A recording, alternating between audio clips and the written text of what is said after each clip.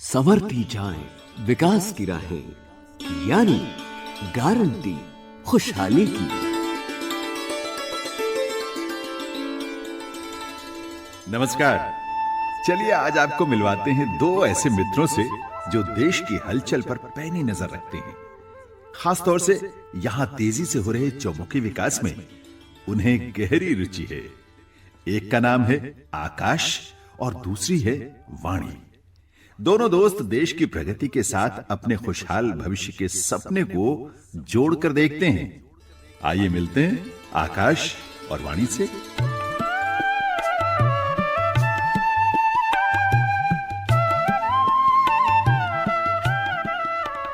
एक बात बताओ आकाश। हाँ, वर्ष 2023 तो जैसे हाथ से फिसलता जा रहा है।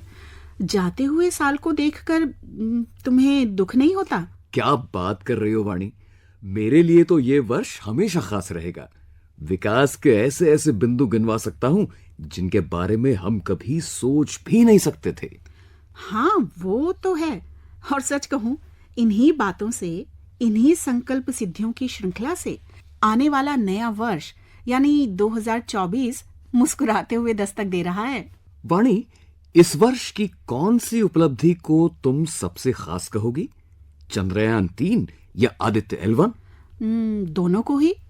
लेकिन उधर आकाश में, इधर धरती पर मैं तो कहूंगी कि वो है नारी शक्ति वंदन अधिनियम 2023, जिसने हर भारतवासी और विशेष रूप से नारी शक्ति का माथा गौरव से ऊंचा किया। नारी शक्ति वंदन अधिनियम ये कोई सामान्य कानून नहीं है। ये नए भारत की नई लोकतांत्रिक प्रतिबद्धता का उद्घोष है। ये अमृतकाल में सबका प्रयास से विकसित भारत के निर्माण की तरफ बहुत बड़ा, बहुत मजबूत कदम है।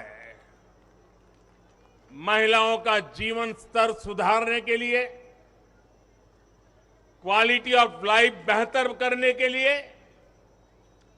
विमेन लेड डेवलपमेंट का नया युग देश में लाने की जो गारंटी मोदी ने दी थी, ये उसका प्रत्यक्ष प्रमाण है। मेरे देश की हर माता, बहन और बेटी को नारी शक्ति वंदन अधिनियम के लिए मैं फिर से बहुत बहुत बधाई देता हूं।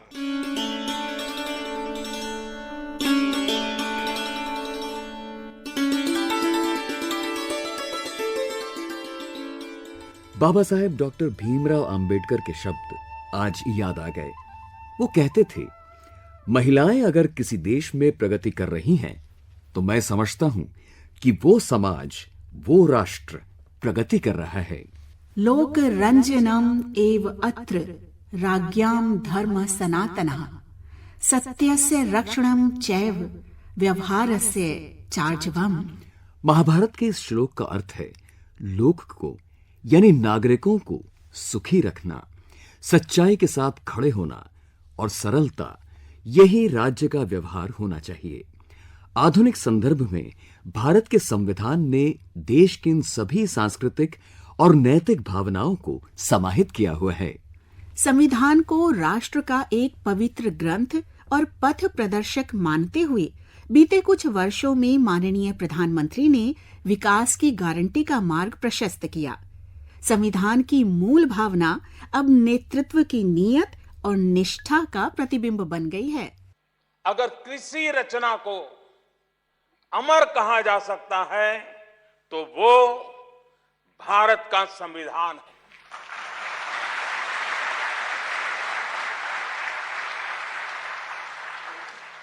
हमारा संविधान जितना जीवंत है उतना ही संवेदनशील भी है।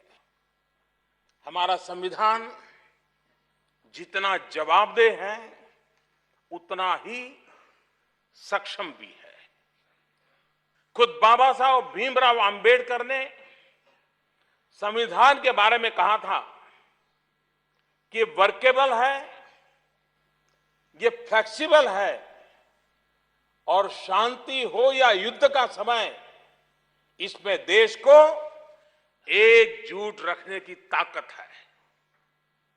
बाबा साहब ने ये भी कहा था कि संविधान के सामने रखकर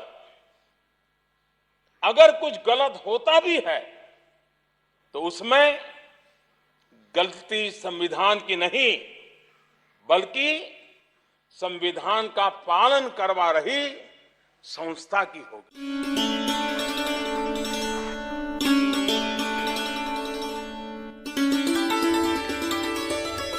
वाणी, इन दिनों एक बहुत ही महत्वपूर्ण दिवस है, international day of disabled persons.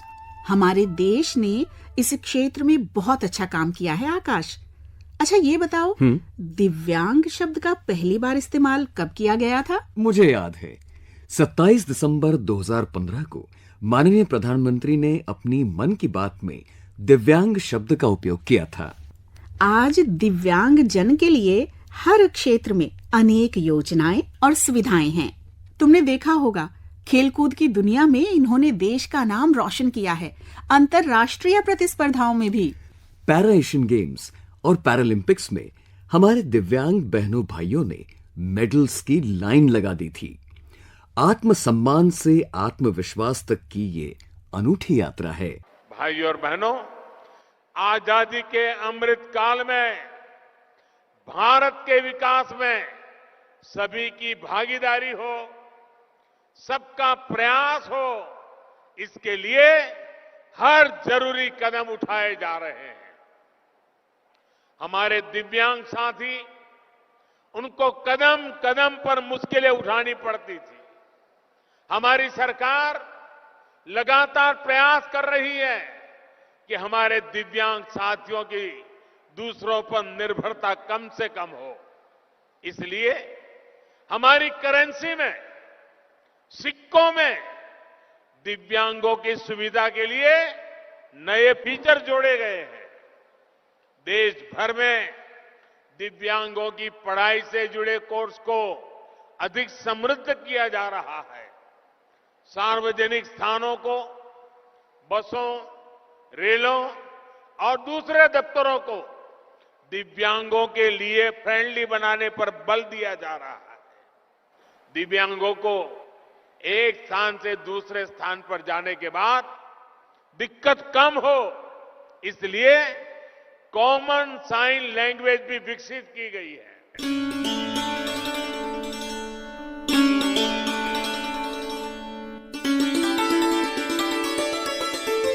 आकाश, आजादी का अमृत महोत्सव और अमृत काल हमें याद दिलाते हैं उन विलक्षण लोगों की जिन्होंने स्वाधीनता संग्राम में और साथ साथ राष्ट्र निर्माण में योगदान दिया। 90वें संविधान दिवस के उपलक्ष्य में आइए याद करें दाक्षायणी वेलायुधन को, जो संविधान सभा में नामित 15 महिलाओं में से एक थीं। 32 वर्षीय दाक्षायणी वेलायुधन संविधान सभा की सबसे युवा सदस्य थीं। उन्होंने संविधान सभा में जाति आधारित भेदभाव मिटाने के लिए जोरदार तर्क दिए थे।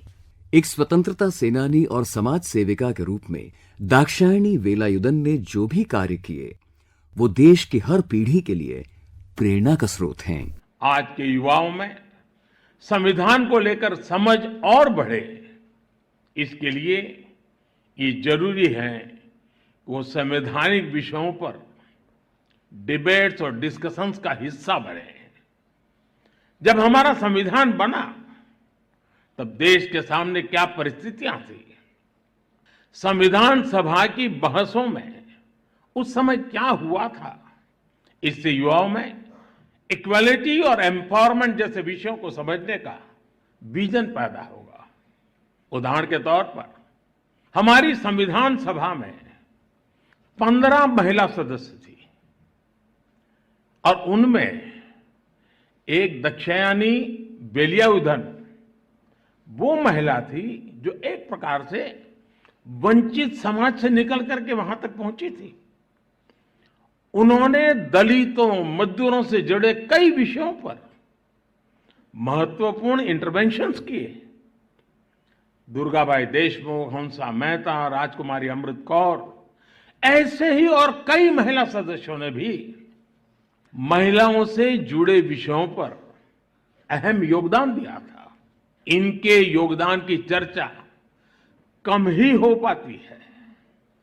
जब हमारे युवा इन्हें जानेंगे तो उन्हें अपने सवालों का जवाब भी मिलेगा।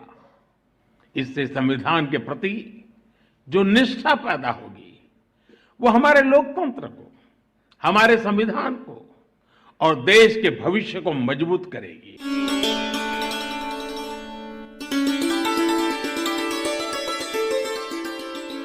उन्हें नमन करते हुए आइए आगे बढ़ते हैं सतत विकास की अन्य राहों की ओर। आपसे अनुमति लेते हैं आकाश वाणी। नमस्कार।